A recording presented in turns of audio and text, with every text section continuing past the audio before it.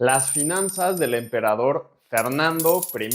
de Habsburgo. Y para contarte cómo son sus finanzas, te voy a contar un poquito cómo fue la historia de Fernando, en qué época estuvo, cuáles eran las discusiones principales de esa época. Y después, conforme vayamos hablando de sus finanzas, te vamos a ir contando pues cómo era un poco también su historia. O sea, sus finanzas van a ir contando la historia de Fernando. Y bueno, ¿cuál es un poquito el contexto de él? Fernando nace en una época en la que los reyes católicos, Isabel y Fernando, por ahí de 1503, pues todavía eran los reyes más poderosos de España o de la península ibérica y que además pues tenían diferentes estrategias matrimoniales y estrategias de alianzas con otros países bastante fuertes de Europa. Ellos eran los gobernantes, tuvieron varios hijos y una de esas hijas pues fue Juana de Castilla, que le apodaban la Loca, ¿no? Era Juana la Loca y Juana la Loca se casa con Felipe de Borgoña, que él viene por la rama Habsburgo del emperador de ese momento, que era Maximiliano, y entonces se casan y tienen hijos. El primer hijo varón de ellos pues fue Carlos, que después sería conocido como Carlos V, y el segundo hijo varón que tuvieron pues fue Fernando. Ahora, Fernando nace en uno de los viajes que hacen Juana de Castilla y Felipe, que hacen a España, porque ellos pues estaban viviendo por allá en Borgoña, y cuando Isabel empieza a ponerse muy mal de salud, pues Juana viaja a España a ser jurada la heredera, a ser princesa de Castilla y todo el rito que se hacía con los herederos, porque ella iba a ser la heredera de todo el reino. ¿Y qué sucede? Que bueno, tanto ella como Felipe no tenían una muy buena relación y en ese viaje Felipe termina obstinado y termina yéndose, se termina regresando a Borgoña y deja abandonada a Juana y Juana da a luz a Fernando en España. Y de ahí que, por ejemplo, el hermano mayor, que es Carlos I de España o Carlos V, lo educaron en Borgoña, pero a Fernando lo tomó Fernando el Católico o Fernando de Aragón y pues él fue el que se dedicó. Ahora, ¿qué pasó? Que Fernando, el rey Fernando el Católico, pues tenía un tema porque él veía que la relación con Felipe era muy mala, que Felipe quería adueñarse del poder, quitarle a Juana de Castilla, a su hija, el poder, y entonces pues él dice, mira, Carlos, el heredero, está perdido por allá, en Borgoña, y no sabemos cómo lo va a educar su padre. Y en ese sentido, pues él agarra y dice nuestra salvación para conservar todo lo que había ganado Isabel y Fernando en todo su reino, pues era Fernando su nieto. Y de ahí que Carlos termina en Borgoña y Fernando termina siendo educado en España. Cuando fueron creciendo, parte de la educación de Fernando pues fue dado por pues, un séquito de nobles españoles que eran de la más alta gama y también por ciertos obispos, arzobispos, y Fernando creció, bueno, en España siendo educado ahí. Y conforme fue pasando el tiempo, pues, ¿qué pasó? Que el rey Fernando de Aragón se tuvo que ir de Castilla porque lo repudiaron, después regresó cuando todo era un caos, y el tema que él ya también ya estaba grande y para 1516 pues no se sabía qué era lo que iba a pasar porque Carlos, que estaba por allá en Borgoña, iba a venir a reclamar el trono de Castilla y de todos los reinos porque el testamento de Isabel la Católica decía que él era el heredero. Entonces, bueno, Carlos termina llegando a España y la relación con Fernando pues no era muy buena, en primer lugar porque estaban completamente distanciados y en segundo lugar porque Carlos ve que Fernando es un problema para su poder dentro de España y decide mandar a Fernando a Flandes, lejos por allá, porque muchos de los grandes nobles apoyaban más a Fernando como para ser rey. Entonces, al final, pues Carlos tuvo que maniobrar, hizo muchas cosas para poder conseguir la corona de Castilla y al final, pues, ¿qué pasó? Que Fernando terminó siendo su gobernador provisorio en Flandes y después en el imperio. Conforme fue pasando el tiempo, explotó en el contexto religioso, pues una protesta liderada por un padrecito que se llamaba Martín Lutero, que empezó fuertemente a criticar a la Iglesia Católica de que la Iglesia Católica era corrupta, de que la administraban mal, de que se sacaba dinero a los pobres con indulgencias, que la Biblia no decía eso, y entonces tradujo la Biblia a un lenguaje común, porque si recuerdas antes de esto, la Biblia se leía en latín y si tú no entendías el latín y estabas en la misa, pues tú lo que tenías que hacer era rezar y estar ahí y hacer las oraciones, ¿no? Sí, porque realmente, pues si no entendías el latín era difícil, entonces él lo traduce a algún lenguaje común y la gente empieza a leer la Biblia y se da cuenta que pues la iglesia no tenía las prácticas que la Biblia decía, y Martín Lutero tachó al Papa como el anticristo y él decía que era mejor seguir la palabra del Dios que al Papa. Y bueno, eso terminó siendo pues toda una protesta y una revuelta bastante grande en un mundo en el que la iglesia era uno pues de las instituciones con más poder durante 1000 años o más, durante todo el medievo. Y para el 1517 que se crea esta protesta, pues empieza a generar un montón de problemas. Ahora, Lutero no es que quería crear una nueva iglesia, sino que él quería reformar la iglesia actual y religiosamente muchos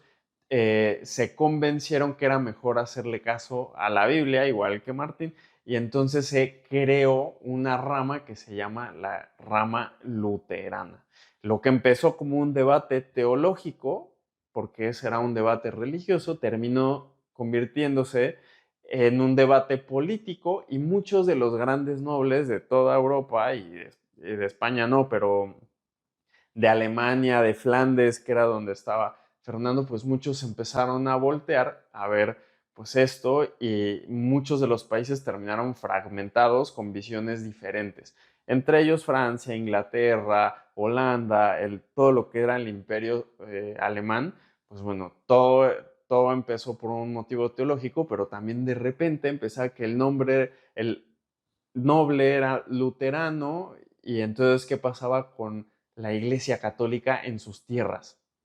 ¿No? O qué pasaba con todos los católicos en sus tierras. O a veces uno era católico, el noble era católico y entonces perseguían a los luteranos como herejes. Entonces empezó a volver pues bastante tenso el asunto porque si te pones a pensar después pues había problemas ahora de herencia y otro tipo de cosas con todo esto lo que era la protesta luterana. Total, Fernando sigue creciendo y una de las cosas importantes es que se va a casar con Ana de Bohemia y Hungría, que además venía esto desde un acuerdo desde que tenía 3 años, literal, el abuelo de Fernando, por parte de los Habsburgo, que es el emperador Maximiliano, negoció que él se iba a casar cuando tuviera la edad correcta para casarse con Ana de Bohemia y Hungría y pues ese tratado ahí siguió y estaba firmado y Fernando se casa con ella en 1521. Y esto es importante porque después lo vamos a ver en sus activos, cómo esto se fue como trastornando. Otra de las cosas que era muy importante de esta época es que los otomanos pues eran el rival a vencer. Sí, sí había problemas en la cristiandad, en la parte europea, pero el Imperio Otomano también venía conquistando muchos territorios desde la caída de Constantinopla en los tiempos de Isabel la Católica, cuando era niña o era casi un bebé, y pues los otomanos empezaron a meter a toda ya la parte europea por Hungría y por todo esto, generando pues un problema. Y Solimán el Magnífico, que era el emperador otomano, pues invade Hungría y el rey de Hungría muere junto con toda la nobleza húngara en la batalla y entonces Fernando, al estar casado con Ana, va a reclamar el trono y que todas esas tierras A partir de ahí fue que fueron a dar a manos de Fernando, junto con pues una de las ciudades más famosas es Praga, y pues era parte del imperio por su cultura y por la parte del electorado, o sea, ahí había que elegir al rey, no era como que llegabas, pero entonces, ¿qué pasó? Que Fernando dijo, bueno, ya toda la nobleza y lo voy a heredar por dinastía. Eso te estoy hablando en los 1520 más o menos, y también entre los 1520 y los 1530 pues hubo muchos problemas entre Hungría, Croacia y los turcos porque se iban peleando unos con otros y pues iban pidiendo apoyo a las diferentes personas poderosas pues del continente europeo. Entre ellos pues a Carlos V, que acababa de ser electo emperador, o sea, Carlos, además de heredar Castilla, heredó Aragón, heredó Valencia, Navarra, Sicilia, Cerdeña y Nápoles por parte de su abuelo Fernando de Aragón y Isabel de Castilla, pero también termina heredando todo lo que era Flandes, Borgoña, Brabante, todo lo que hoy se conoce como Bélgica y Países Bajos, el Franco Condado, y también, ¿qué pasa? Que es elegido como emperador del Sacro Imperio Romano Germano, y por esa parte tendría pues muchas tierras pues que va a terminar administrando Fernando por él, porque Carlos estaba por allá en España y muchas veces en guerra contra Francia, y pues Fernando ya estaba en el Sacro Imperio gobernando y pues también peleándose con los turcos en las puertas de la cristiandad, que pues, prácticamente era Viena, Hungría y Croacia. Entonces eso es como un macro contexto histórico de que entonces eso es como un macrocontexto histórico de lo que le tocó a Fernando en sus primeros años, pero si vamos ya directo a sus finanzas y cómo es que sus finanzas van contando su historia, pues lo primero que te tengo que decir en sus activos, pues es que tuvo una educación privilegiada y una muy buena educación con especialidad de gobernar. El rey Fernando de Aragón, el católico, pues le dio toda una sesión junto con los nobles de España y diferentes tutores para que él pudiera gobernar. Él tenía ya esa educación pues desde su infancia. Ahora, él tenía el título de infante de España, duque de Borgoña y también heredero de España por parte del rey Fernando, pero ahí preponderó el testamento de Isabel ante los diferentes nobles castellanos, y entonces los castellanos terminan por inclinarse como rey de Castilla, Aragón, Navarra, etcétera, toda la parte de la península ibérica hacia Carlos, y Carlos es elegido rey Carlos I de España. También tenía una alianza matrimonial con Ana de Hungría y Bohemia que firmó el emperador Maximiliano en 1506, pero bueno, ellos apenas tenían 3 añitos. La cuestión que se fueron a casar hasta 1521 respetando pues esta alianza. Él también, cuando Carlos V lo terminó mandando a el Sacro Imperio, pues él terminó como archiduque de Austria en 1521, y pues todas las tierras quedaban bajo su administración, y pues estas tierras eran heredadas de varias generaciones de emperadores, y que incluían toda la parte de Austria, la anterior, la interior, incluían el Tirol, que es esta parte que está más cerca de lo que hoy se conoce como Suiza, y pues el Tirol, donde su capital pues era Innsbruck, y estaba el palacio del abuelo de Fernando, que era el abuelo Maximiliano, y sería donde Fernando elegiría como su residencia habitual, controlando mucho la comunicación de los Alpes entre Italia y Alemania. También incluía pues una mina de cobre, una mina de plata y también de sal que él fue desarrollando pues en las diferentes industrias, que toda esta zona pues está cerca de Austria, pero también más cerca de lo que son los condados suizos. También estaba Suabia y pues algunos títulos que estaban por ahí como separados, pero bueno, lo menciono porque pues eran zonas que generaban muchísimos conflictos entre los ricos, por decirlo así, y los caballeros locales, que voy a explicar un poco después. También incluía el ducado de Württemberg, cedido por Carlos a Fernando, al desposeer al duque anterior, porque estaba ahí generando algunos conflictos y algunas rebeliones, y Carlos decide quitarlo y entonces el ducado se lo da a Fernando. Pero esto pues tiene después un problema otra vez con toda la parte de Suiza. La Alsacia, la Alsacia de Habsburgo, como ciudades como Friburgo, que tenían pues una industria de vino, universidades de juristas, tenían y que eran una fuente de oposición política a todo lo que Martín Lutero decía, porque de hecho toda la parte de Austria del sur, por decir así, pues era bastante católica y bueno, y las universidades pues también eran parte de esto. También tenía un gran pedazo casi cerca del Adriático, que es lo que hoy se conoce como Eslovenia, que le daría una salida al mar. Y esto era muy importante porque aquí aprovechaba para exportar pues mucha de la industria de todo lo que son sus reinos y de Austria en general, generándole pues también muchos conflictos con la República de Venecia que estaba acá. Uno de los territorios que iba a heredar Fernando era el milanesado. ¿Qué pasó? Que Carlos le prometió a Fernando que se lo daría a él, pero después de que ganaron la batalla a Francia, la batalla de Pavía, pues lo que hizo Carlos es, no, yo me voy a quedar con el milanesado, se lo da a alguien más, y entonces terminó aceptando un pago gigante de la casa de los Sforza, porque además Carlos necesitaba dinero, y bueno, vendió esa promesa que le hizo a Fernando. También tenía el título de vicario imperial, pues ¿qué quiere decir esto? Que era el representante de Carlos, del emperador, en el imperio y era su principal ejecutor cuando Carlos no estaba en esas tierras o no mandaba ciertas órdenes desde España. Después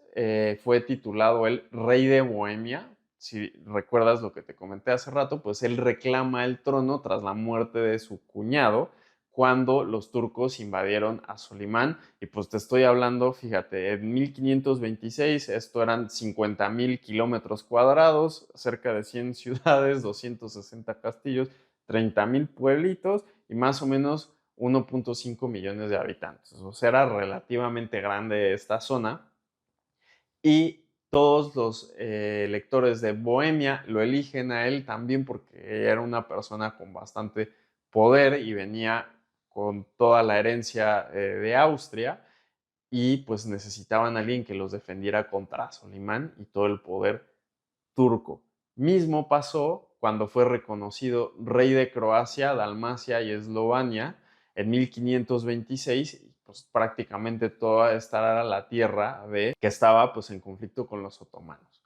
También fue coronado como rey de Hungría y esta corona le costó bastante a Fernando, porque claro, eso podría decirse que él podría heredar, pero en Hungría no era así las reglas, y entonces tenía que ser electo pues rey de Hungría y pues muchos de los nobles apoyaban más a otros candidatos que a Fernando y uno de los partidos más fuertes era el de Juan de Sapolia y que pues tuvo que ir literalmente con un ejército a vencerlo mientras iba sumando partidarios. Ahora, su hermana María también era la reina de Hungría porque su hermana María se había casado con el rey, si bien el rey se murió y él tenía ahí ese doble matrimonio, digamos,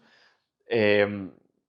pues ella fue una de las personas que influyó mucho para que la corona de Hungría terminara siendo la corona de Fernando. Y para 1529, pues Solimán el Magnífico, pues con toda esta, digamos,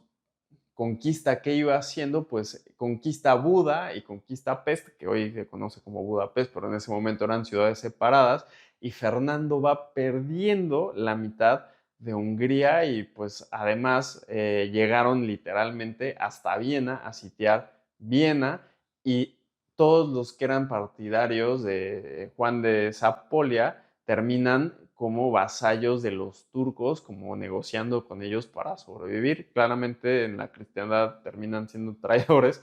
pero terminan siendo como por un modo de supervivencia, pues vasallo de los otomanos. También fue coronado como rey de romanos en 1531. La revuelta protestante religiosa pues empezó como a estabilizar un poquito más. También le costó bastante porque empezaban a ver pues muchos de los nobles, caballeros y reyes, duques, como lo quieras llamar, europeos, pues empezaban a ver que la familia Habsburgo, de repente ya tenía demasiados territorios y que se estaba volviendo una monarquía universal, que quiere decir que es un rey para todos y pues mucha gente veía digamos, sus derechos como alienados por ahí. Además, los veían como los principales promotores de la Iglesia Católica y pues mucha gente ya estaba pues más como con una filosofía un poco más protestante. Y uno de los tratados más importantes que tuvo él pues fue la Paz de Nuremberg en 1532, que hizo un tratado con los luteranos para respetar a los que ya se habían convertido desde antes y dar un poquito más de libertad religiosa, con la intención claramente de recibir apoyo financiero y apoyo en hombres de los protestantes para ir a defender la cristiandad con los otomanos, porque los otomanos no paraban y venían muy fuertes y pues estaba gastando una megalana, ahorita lo vamos a ver en sus gastos, pues en la guerra con los otomanos. Otro de sus activos fue que Fernando invirtió mucho esfuerzo en profesionalizar su gobierno, profesionalizar juristas, tesoreros, estandarizó las dietas de sus diferentes reinos, intentó hacer una corte muy similar para cada una de estos reinos, porque al final también él tenía que respetar pues mucho de las costumbres y reglas locales que no eran las mismas las de Bohemia que las de Hungría o que las de Alemania o que las de Flandes, por decirlo así. Entonces él tenía que ir respetando todo eso y lo que sí pudo hacer es estandarizar y profesionalizar lo máximo que se pudo pues, su gobierno. Tenía alianzas estratégicas dentro de sus activos con la Casa Habsburgo de Borgoña y con los españoles. También tenía una alianza con los duques católicos de Baviera, que toda parte de Alemania del sur. Tenía una alianza con el Margrave de Brandenburgo, que tenía pues un tono un poco más conciliador religioso y que ayudaría a calmar mucho las aguas con los luteranos. Para 1547 negoció con Sajonia protestante, que Fernando tuvo que ser un poco más laxo por el tema de conseguir apoyos financieros contra los otomanos. Sin embargo, la política que pasó, que claro, Fernando como que decía que sí, más flexibilidad, y llegaba Carlos V, que él manda más, y entonces llegó a encerrar y a confiscar pues muchos de los bienes de los luteranos, y esas políticas se contradecían. Pues Carlos V desde España, pues él la hacía bastante complicada a Fernando poder él negociar y tener una paz dentro del imperio. Alianzas matrimoniales, él casa a su hija Isabel con Sigismundo, rey de Polonia. Si bien fue un matrimonio bastante infeliz, pues lograron mantener una alianza y cordura, y Polonia pues era otro reino grande de allá y pues logró que no estuvieran como en conflicto, y casó a su hija Ana con Alberto de Baviera para continuar fortaleciendo pues esa alianza que ya tenían desde antes. Fernando, dentro de sus activos,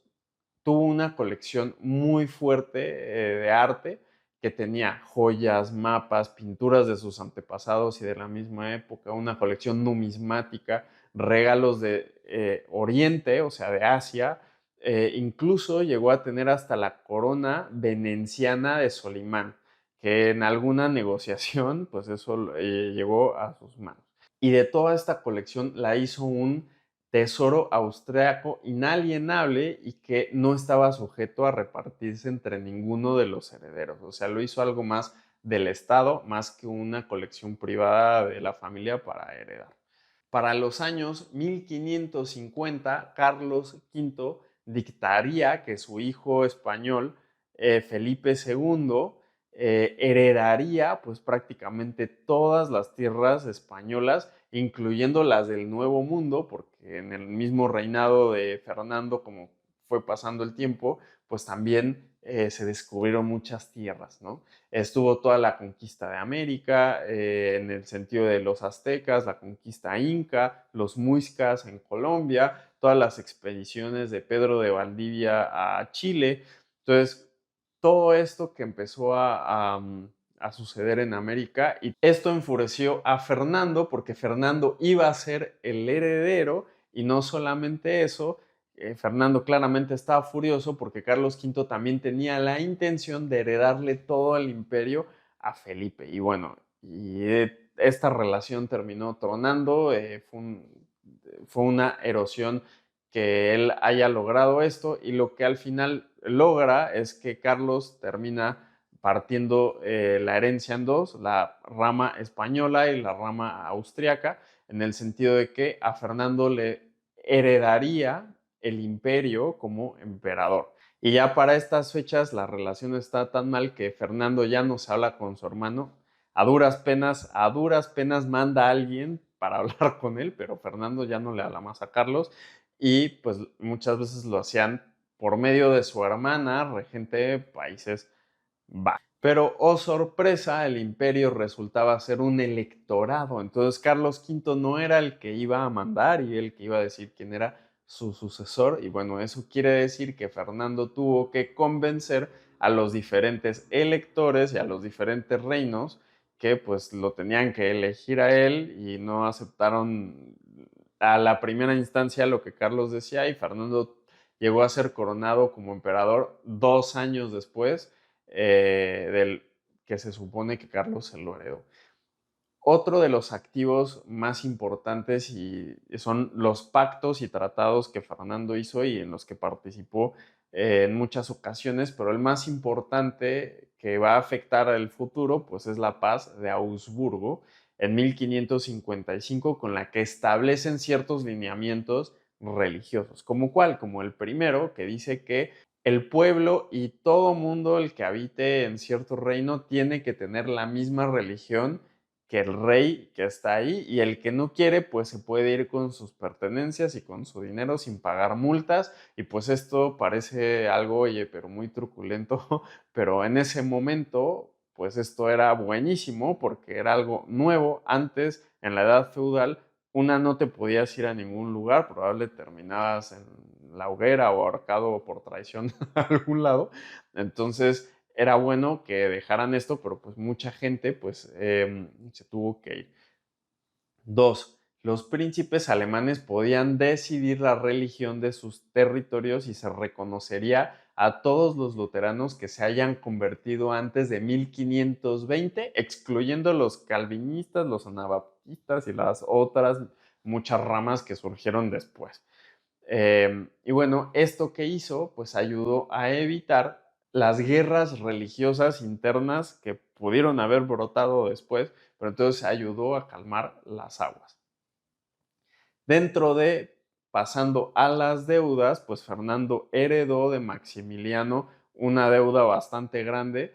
que casi toda fue absorbida por Carlos V, pero a Fernando le tocó una adjudicación de casi 800,000, que bueno, que le debía a Sajonia principalmente. Y dentro de sus deudas, para defenderse con los turcos, pues tuvo que endeudarse con el rico Margrave de Ansbach, con Jorge de Brandenburgo, con los banqueros de Augsburgo, con los Fugger, con los Wessler, entre muchos otros. Y solamente para que te des una idea, los Fugger les debía 1 millón de florines para 1532. No solamente eran deudas, sino que también tuvo que terminar hipotecando varios estados para obtener financiación.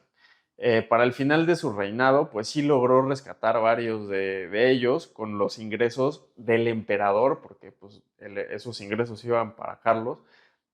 hasta que Fernando quedó y pues sus ingresos se amplían y los logra pagar. Sin embargo, pues no rescataría muchos de los condados que les debía a los Fugger, y pues esto lo terminaron hasta 2 o 3 generaciones después.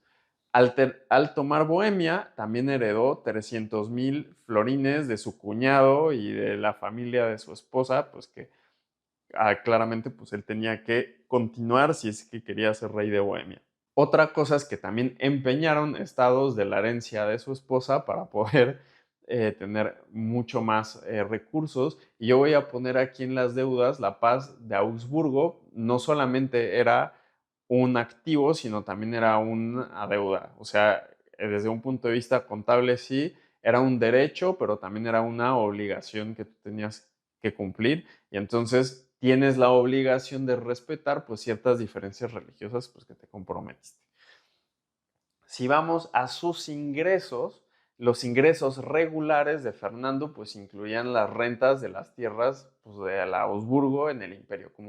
como Austria y el Tirol, y eso eran como 150,000 en cuestión de rentas, 250,000 de la mina de plata que tenían por ahí, los impuestos imperiales y ducales que provenían de los estados afiliados al imperio. ¿Y qué pasa? Que esto no era como que tú llegabas y te daban dinero, sino hacían dietas o reuniones para hablar de pues, muchos problemas del imperio, se tomaban decisiones y también se discutían pues el levantamiento de impuestos y de ejércitos que había que hacer, pero pues no eran para nada reuniones fáciles, y lo que se hacía con estos impuestos, pues además que no eran regulares, en ese momento eran, tú vas y pides impuestos y en una de esas te dicen que sí y en otra te dicen que no, y pues chao, ¿no? Entonces era como bastante difícil lograr que se levantaran estos impuestos. Y bueno, y cuando Fernando logró ser emperador, al final, sus ingresos de aquí subieron hasta 600,000, porque bueno, los ingresos del emperador pues eran diferentes. También incrementó ciertos impuestos a la venta de productos de primera necesidad y pues esto fue un impuesto bastante impopular, que es las rentas napolitanas que heredó de la familia de su abuelo, el rey Fernando el Católico, y se las dejó especialmente a él, pero para 1530 los Fogger ya los habían expropiado pues porque tenían muchas deudas con ellos. Tenían exportación de ganado, minería, manufactura de armas, venta austriaca por el Adriático, o sea, exportación, y que muchas veces estaba asolada por piratas. Ahora, por la parte de Bohemia también eran muy variables porque también había que irle a pedir a las dietas de Bohemia, pero con esto pues sí, también se ganó una mina de plata e ingresos de peajes internos. En Bohemia tuvo un monopolio estatal de sal que logró como expandir, y en algún momento pues también sus ingresos fueron bastante bajos porque hipotecó mucho de los estados de Bohemia para financiar las guerras. Incluso Fernando, para aumentar sus ingresos aquí, intentó poner una alcabala como en España, que es un impuesto a las ventas, pero las dietas pues no le dejaron y eso se lo echaron para atrás porque esto no era España. Después, además de suprimir una rebelión protestante en 1546, pues impuso un impuesto a la cerveza que le daría más de 1 millón de ingresos anuales. En Hungría también eran muy variables porque también había que salir a pedir a los nobles y tenía una industria minera que también en algún momento fueron muy bajos porque fueron concedidos también a los Fugger por las deudas. Y pues no solo eso, sino que en Hungría perdió la mitad del territorio contra Zapolia y contra los turcos que pues le estaban haciendo la guerra. Fernando tardó muchos años, pero sí logró recuperar bastantes tierras y pasó de cobrar en 7 condados a cobrar 15. Eso quiere decir que lo duplicó y para su final de su gobierno estaría cobrando 600,000 anuales. En Croacia, Dalmacia y Eslovenia tenía minas de cobre, de plata y de plomo que claramente exportaba también por el Adriático, pero bueno, también le ayudaban a sus ingresos. Eso por parte de los regulares, pero también tenía ingresos extras, como cual, como que de repente Carlos V le mandaba un dinerito por ahí, porque bueno, Fernando le pedía dinero a todos para proteger el reino, y pues si el emperador era el principal interesado, según esto, y entonces Carlos V de vez en cuando le mandaba un dinero, pero no era muy frecuente desde España. En 1526 le mandó 100,000 florines para usar en la guerra de Hungría, y pues Fernando siempre intentó que Carlos le mandara soldados, pero rara vez pues lo logró y muchas veces rompió Carlos sus promesas. Ingresos extra, pues también que vendió algunas ciudades, como en Moravia, fundieron las joyas de Maximiliano, de su abuelo, para pagar sus deudas, pues ya no tenía nada más, pues, bueno, vamos a fundir las joyas. impuestos extraordinarios cobrados en las dietas. Si bien en las dietas tú ibas y pedías dinero, había impuestos extraordinarios que se pidieron varias veces para combatir a los turcos en la frontera militar. Y bueno, y también pues los protestantes iban a colaborar siempre pidiendo garantías religiosas. Eso quiere decir que, claro, yo te voy a dar dinero, pero tú a mí me vas a dar garantías de religión. Y pues esa era una de las peleas frecuentes de Fernando. También logró recaudar un pedazo de los diezmos papales, claramente a favor de o en nombre del Papa, pues para poder hacer frente a los otomanos que estaban básicamente ya también invadiendo Venecia. En términos de gastos, Fernando pues tenía su corte personal que incluía un séquito de sus diferentes reinos, los usares reales que servían para estar alrededor del rey. Carlos V le puso a su hermana María como gobernadora de Países Bajos, pero pues dependía mucho del financiamiento que venía de Fernando. También tenía que mantener a la corte y las instituciones que creó similares para cada uno de sus reinos y pues el Consejo también para, o sea, por ejemplo, el Consejo para Política Exterior, la Cámara de Cuentas de Finanzas, Cámara Judicial, la Cancillería Ducal, la Cámara de Correos para mantener las comunicaciones, puso varones nobles locales también en su representación para gobernar y bueno, las cortes las puso en ciertas ciudades, por ejemplo, para Austria las puso en Viena, para Bohemia la puso en Praga, que bueno, hoy Bohemia es República Checa, pero en ese momento era Bohemia. En Hungría la puso para Buda, que hoy es Budapest y que después, bueno, se perderían contra Solimán el Magnífico y esa misma capital pues se trasladaría a Presburgo, lo que hoy es Bratislava, y bueno, reformó todo el castillo de Bratislava, que es el típico que está en el centro de Bratislava, que si vas allá a conocer, pues ese es uno de los lugares que no puedes fallar y que tienes que ir de guía de turismo, ¿no? Em,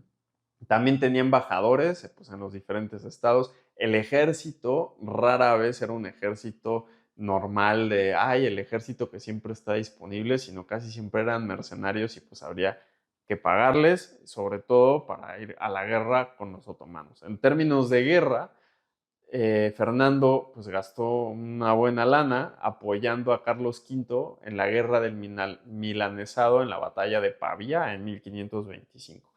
La reclamación de Hungría pues le costó formar un ejército para ir a enfrentarse con Zapolia. La pacificación anabaptista, porque si bien había habido varias flexibilidad con algunos luteranos, pues una cosa era eso y otra cosa eran las diferentes ramas. Entonces él sí fue y fue a cazar a las diferentes ramas que no eran con las que él había acordado. Conforme fue pasando el tiempo, pues los luteranos y protestantes sí lograron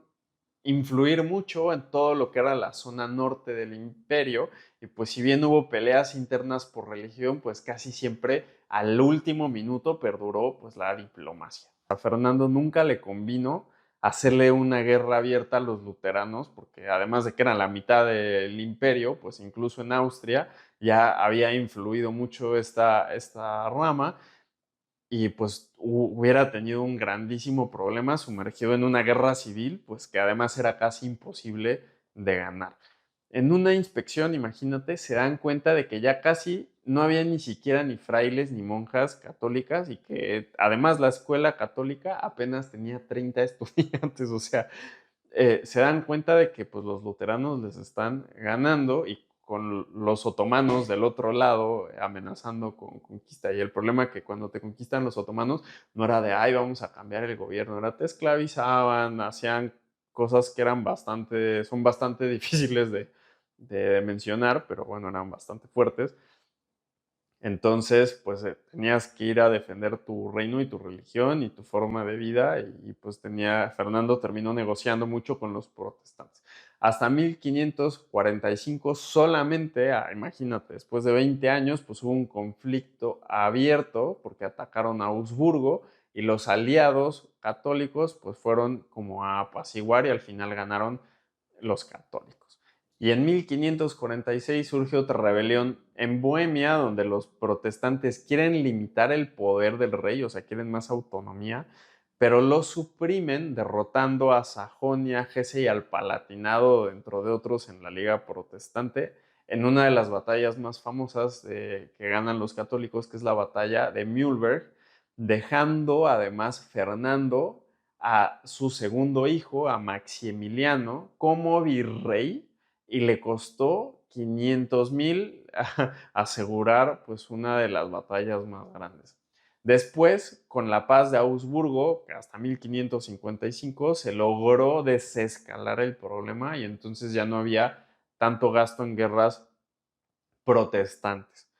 Ahora, la guerra con los otomanos pues, fue completamente otra cosa porque acá Fernando apoyó a Croacia, que estaba invadida con sus nuevas fortalezas y lo apoyó construyendo pues todo lo que era defensas, llevando artillería italiana, que era lo mejor de lo mejor en el momento.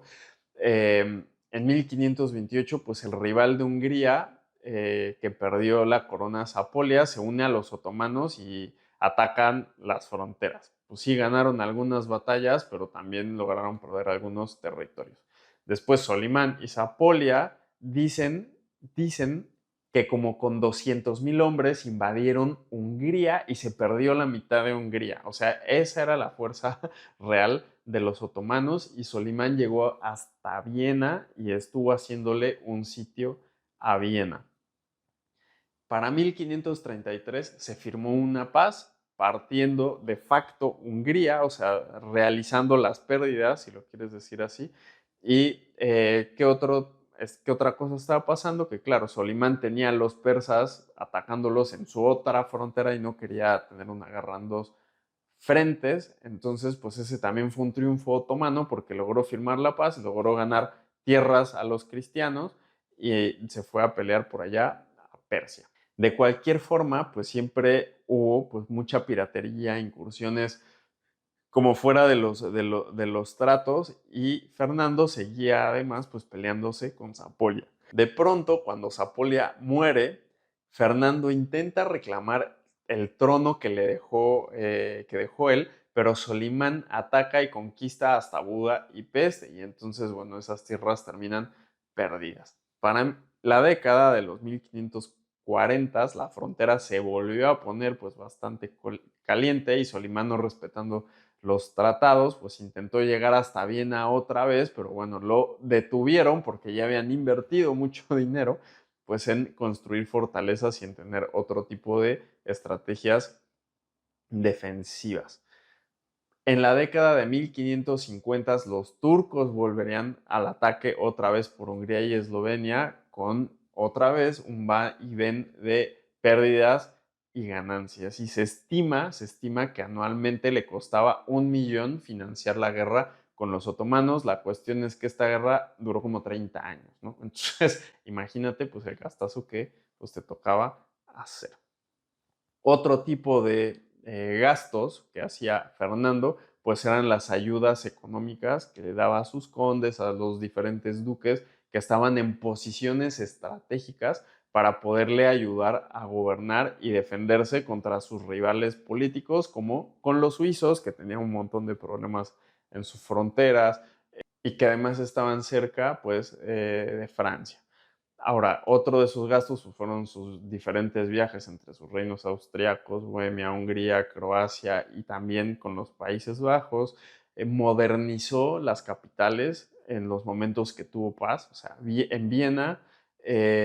renovó el Palacio Imperial del Hofburg,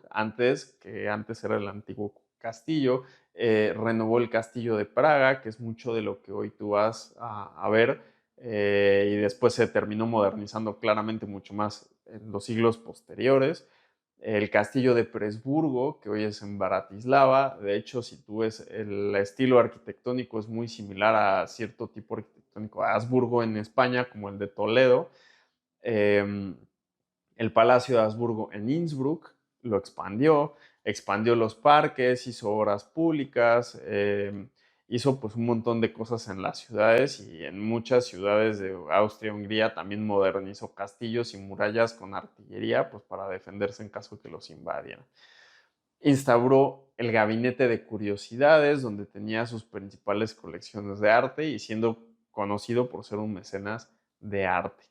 Un gasto súper importante que tenía pues era el pago de intereses sobre la deuda. Tenía deudas ya bastante chonchas y eso quiere decir que debía intereses y los intereses rondaban entre el millón y el 1.5 millones. Si hacemos un resumen de las finanzas de Fernando, pues sus ingresos anuales al final de su reinado iban más o menos, ingresos regulares, 2 millones. Los ingresos extra anuales podrían ir entre el 1 y los 3 millones anuales, pero claramente eran muy variables. Sus gastos, pues básicamente eran bastante más altos que sus fuentes de ingreso porque nunca le alcanzó, siempre estaban exhaustos y siempre andaba pidiendo dinero por ahí, recaudaciones, intentando conseguir alancias, ayudas y demás, porque pues nunca le alcanzó. Y tuvo claramente que gastar más para poder pagar en la defensa del reino, porque Carlos siempre estuvo atendiendo otros negocios.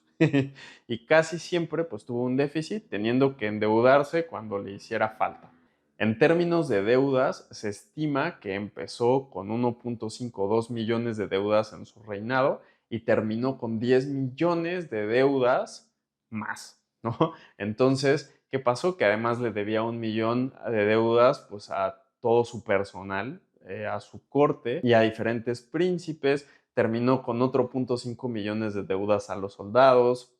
al ejército. Total, él heredó 12.5 millones de deudas cuando pues se muere y al final de su reinado, Fernando sí habría logrado instaurar como unas máquinas de gobierno que eran bastante sólidas en cada uno de sus reinos, pero algo que sí no logró pues fue unificarlos de ninguna manera, cada uno seguía con sus propias costumbres, porque siempre los nobles locales pues bloqueaban cualquier iniciativa con tal de preservar sus derechos dinásticos. Por ende, para solucionar esto, lo que hizo Fernando en sus últimos años fue decir, bueno, creo que va a ser mejor repartir mi herencia en vida a mis herederos, que eran sus hijos, y repartió, por ejemplo, a su primogénito Maximiliano. Él queda como rey de romanos, rey de Hungría, rey de Bohemia y con Austria. Al archiduque Fernando le hereda el Tirol y al archiduque Carlos le hereda Estiria, Carintia y Carniola. De sus hijas, 3 se dedicaron al culto religioso y bueno, y además pues, de las alianzas matrimoniales que ya comentamos, Fernando murió en 1564 en Viena y pidió que lo enterraran en Praga junto a la tumba de su esposa. Y estas eran las finanzas del emperador Fernando de Habsburgo.